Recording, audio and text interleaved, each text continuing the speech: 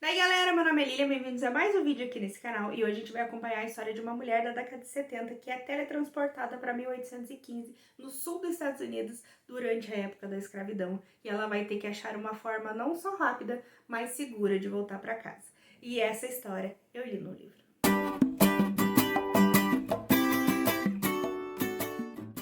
E o livro que a gente vai conversar aqui hoje é Kindred, da Octavia Butler, que foi lançado originalmente em 1979 com o mesmo título. Aqui a gente vai acompanhar a história então da Dana, que é uma mulher negra que vive ali na década de 70, que é basicamente quando foi escrito o livro, e do nada ela tá no meio da sala dela com o esposo dela, que é um cara branco, e ela é teletransportada para um outro lugar. Ela acorda no meio na beira de um rio e tem uma criança se afogando e ela não sabe o que está acontecendo. E ao longo do tempo, então, a gente vai vendo ela descobrir que ela foi parar em 1815, no sul dos Estados Unidos, que é escravocrata ainda e que é mais pesado ainda por ser o sul dos Estados Unidos. E, enfim, ela tem que descobrir então por que ela foi parar ali, qual a conexão dela com aquele lugar, com aquela época e como ela vai fazer para voltar para casa. Eu não sei já quanto tempo fazia que eu tava enrolando pra ler essa história. Eu sabia, porque muitas pessoas, quase todo mundo que lê esse livro gosta muito, né? Apesar do tema dele não ser um livro, não ser de um livro que você gosta da experiência. Mas eu tava realmente com medo de passar por isso, porque eu sabia que ia ser uma leitura intensa, sabia que ia ser o tipo de leitura que deixa você revoltado do começo ao fim. E fui empurrando com a barriga, mas eu queria muito conhecer a escrita da Octavia. E eu acho que esse livro era o livro que iria falar mais comigo, além de ser um livro único, né? Sendo que os outros da autora que tem publicados aqui no Brasil são partes de duologias, trilogias ou um livro de contos, acho que agora foi um dos últimos que saiu. E achei que realmente merecia começar por esse aqui. E é um tipo de livro que você acha que você sabe o que vai acontecer porque você leu a sinopse e você já pode imaginar boa parte de tudo que a personagem vai passar, mas o livro ele vai muito mais longe, porque mesmo você sabendo o que aconteceu naquela época e mesmo você supondo tudo, você tendo lido a respeito, estudado a respeito, você viver com a personagem no dia a dia é muito mais pesado. Uma das primeiras coisas aqui a se considerar nessa história, que eu já falei pra vocês na sinopse, é que a Dana ela é casada com um cara branco, né?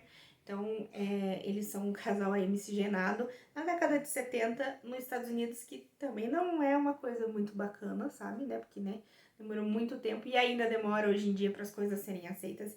E isso me acendeu uma luz em uma discussão que eu acho muito interessante e que, pra mim, como pessoa branca, é muito difícil de enxergar.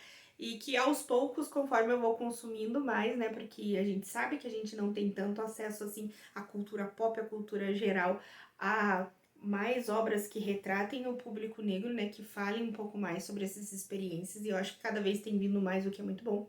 Mas enfim, voltando a essa discussão, é que, claro, existe claramente, quem nega isso até hoje, pelo amor de Deus, que existe o racismo, que é o preconceito, né, das pessoas brancas com as pessoas negras, mas também tem um outro viés que não é um preconceito, porque racismo reverso não existe, pelo amor de Deus, mas é esse mecanismo de defesa em que eu acabo vendo, assim, basicamente em filmes, em programas e tudo mais, que é quando, né, uma família meio que fica, não é decepcionada, mas bate um pouco o pé quando, por exemplo, uma mulher negra quer casar com um cara branco. E é difícil pra gente entender isso, né, como pessoas brancas, mas faz super sentido, porque como que uma pessoa branca vai entender tudo que uma pessoa negra passa, o preconceito diário, os pequenos preconceitos velados, as suposições, então é coisas assim que passam totalmente despercebidos pra gente. E eu entendo, sabe, eu consigo talvez entender como isso funciona. Eu lembrei muito, por exemplo, que eu tava assistindo aquele Casamento às Cegas que teve, mas foi a primeira versão, a versão americana, eu acho. Chuto que seja americana, ou inglesa. E tinha realmente, né, uma menina lá, uma mulher que acaba então dando lá o match e ela fica, né, com um cara branco. E o pai dela fica muito assim, sabe, de cara e meio que não quer muito aceitar o porquê de ela se casar com um cara branco. E, cara, faz muito sentido, assim, né? Imagina você conviver com uma pessoa ali no dia a dia e às vezes ela não tem a mínima noção do que tá acontecendo. E eu imagino também o contrário pra pessoa, né? Você vê a sua companheira, né? Ou, assim, seu companheiro negro passando tudo que ela tá passando no dia a dia e você não poder fazer nada. Então, é complicado, é difícil, eu acho que, assim, nem é o foco exatamente da discussão desse livro, mas que eu acho muito interessante nos dias de hoje, a gente pensar a respeito, se eu colocar no lugar das pessoas, né, parar com essa ideia de, tudo é mimimi, nananã, você tem que tentar entender e olhar desde lá de trás o que vem sendo feito, ajuda bastante para compreender o cenário como um todo. Outro personagem aqui muito importante na trama é o Rufus, que vai ser o menininho, então, que basicamente chama a Dana toda vez que ela é teletransportada para o passado, é porque ele está numa situação ali que ele chama ela. E que é explicado melhor, não vou entrar muito em detalhes. E ele é o cara branco, né? É o filho do escravocrata, que no futuro escravocrata, né? Dono de escravos, enfim. E é muito difícil porque você acompanhar essa história com o olhar de hoje, né? Eu, Lilian, minha experiência como foi, né? Eu sou uma pessoa muito sonhadora e sempre acredito que as pessoas podem ser boas. E é muito difícil você se frustrar com o Rufus dia após dia nas decisões dele, na forma como ele vê a vida, como ele decide agir com a Dana e com todas as pessoas em volta. É extremamente cansativo porque você sempre vai esperar o melhor, né? Pelo menos eu sou uma pessoa assim, né? Mas no contexto que ele tá inserido e como ele pensa na época que ele tá, é muito difícil ele fugir ali do lugar comum, né? Então, mas é um processo muito doloroso você, junto com a Dana, viver aquela frustração quando ela pensa que ele vai agir de um jeito e ele acaba agindo de outro. Isso me mostra mais uma coisa, assim, sobre mim, né? O quanto eu sou sonhadora e muito ingênua e o quanto é perigoso, de certa forma. Não que você não deva louvar e você não deva colocar, assim, em spotlight todas as pessoas que fugiram do lugar comum, todas as pessoas que lutaram, que libertaram escravos, que promoveram fugas, pessoas brancas que não concordavam com o sistema da época. É claro que isso é importante, a gente tem que realmente exaltar essas pessoas, mas é muito perigoso você se focar nessas ideias, né, nessas histórias de sucesso, né, dessas pessoas à frente do seu tempo, e você esquecer que, sei lá, 99% do tempo as coisas aconteciam daquele jeito cagado que aconteceu tudo.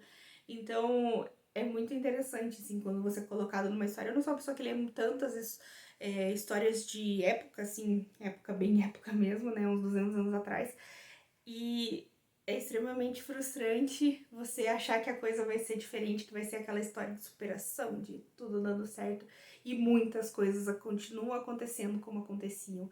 E visualizar isso, acompanhar isso é muito doloroso. E ainda é muito chocante pra mim, sabendo do que aconteceu, tendo ideia do que aconteceu, não sabendo tudo, né? Mas tendo ideia do que aconteceu, você se deparar com essas histórias de pessoas que viveram uma vida inteira sem saber o que é liberdade, uma vida inteira de exploração, uma vida inteira de sofrimento, uma vida.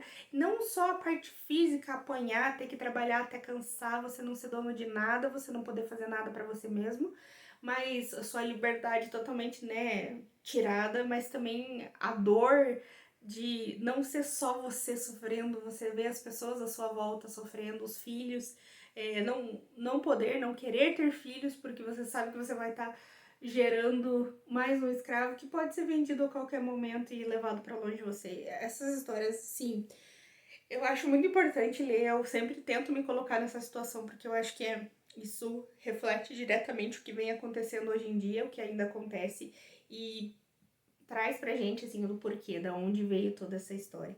E o mais chocante também é acompanhar, assim, mesmo os homens brancos, né, dessa época que amavam, ou achavam que amavam, não sei exatamente até onde é amor, até onde é posse, né, mulheres negras, mas enfim, que se permitiam ficar com elas ou ter um sentimento mais forte que elas, que não só o abuso sexual, que muitos faziam, mas assim, ter algum tipo de sentimento diferenciado apenas da parte sexual, mesmo esses, eles não fugiam do lugar comum, eles ainda agiam como Rufus, eles ainda, no momento que a coisa não acontecesse do jeito que eles queriam, eles ativavam automaticamente a ideia de, tá, eu sou dono dessa pessoa, então ela tem que agir como eu quero.